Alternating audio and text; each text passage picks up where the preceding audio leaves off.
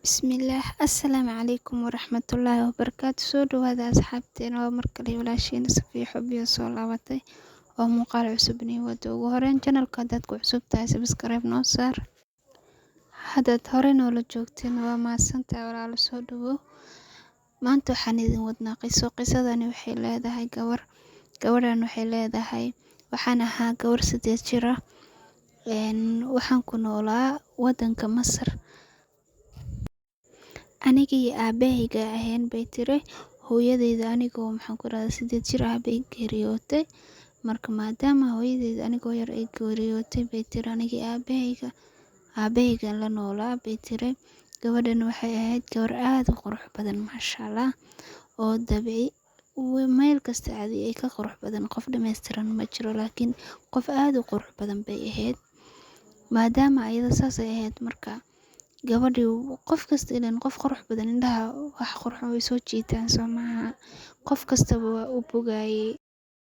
Marka maadaama gabadhi saas ay ahayd bay tiri maalin maalmaha kamid ah waxaa soo doontay nin aad xaq u haysto oo magaalada ayuu ku nooleen aad lacag buu haystay. Ninka magaalada qofka ugu lacagta badan buu ku jiray bay tiri. Maadaama qofka uu saas ahaa, aabahaygii wuu i siiyay ninkii, waa la igu daray, wuu soo doontay, waa la igu daray ninkii. Marka saa la igu daray bay tiri gabadhii awal quruxdeedii buu igu raacay, lana qof qurux lagu raacay baan ahaa aniga ma ahin waxyaabo kale muusan igu dooranin.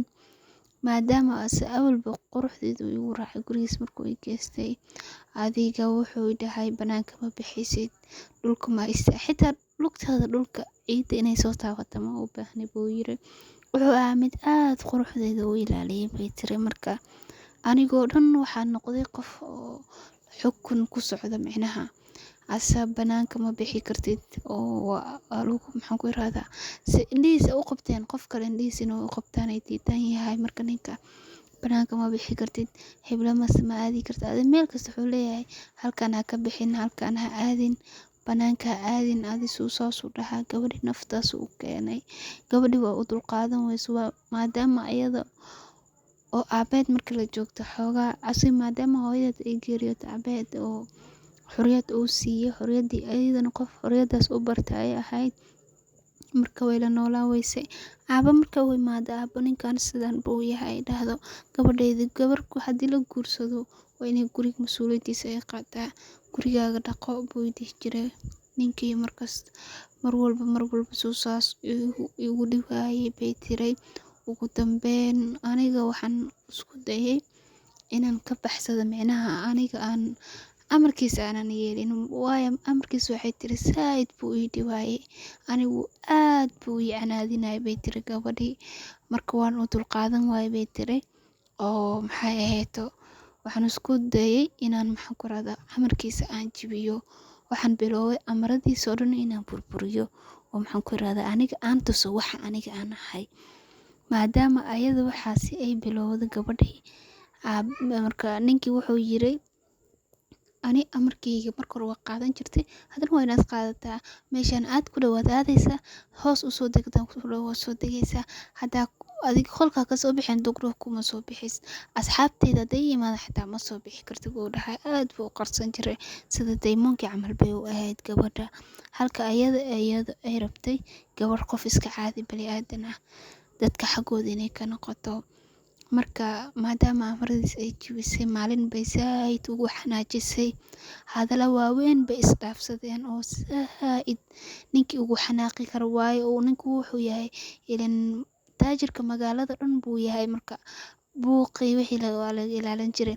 Maadaama saaid ayada ugu xanaajisay, wuxuu la aaday bahal weyn buu la aaday.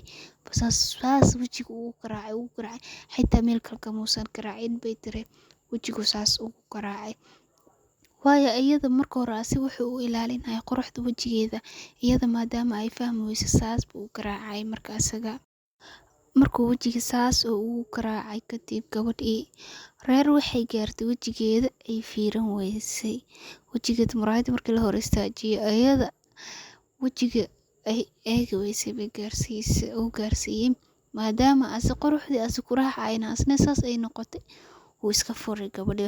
Wuxuu yiri ana awal quruxdaada ayaan kugu raacay, amarkayga waa diiday, quruxdaadana way burburtay oo anigaa burburiyay, lacagna aabahaaga waan siiyey oo maxaan ku rahdaa diyadaada waan bixiyey. haddii la xiro xitaa qofka qof magaalada wax ka ah waaye intaa ma xirnaanayo. maadaama saas ay tahay wuxuu yiri waan ku furayaa. Marka iyadoo aad u xanaaqsan uqdad wax waliba ayada u hayso wuu soo furay. Hiil ay hayso gabadhi markuu soo furay ninkii gabadhi gurigooda imaaday waxay tiri adkaartaan akhrisan jiray, ilaahay baan barin jiray, habeenkii salaad baan u soo kici jiray, oo daawadayda isbitaal walbaan aaday, wajigayga sidiisii hore suu igu soo noqdo meel walba ayaan u aaday bay tiri, isbitaal walbaan u tagaayay suu wajigayga quruxda badan oo igu soo laabto. Xagga alle ayaan aad ugu dhawaa ugu badnaa, ilaahay mar walba saan u barinahay bay tiri. ugu dambeyn wajigaygu ii hagaagay bay tiri gabadhii.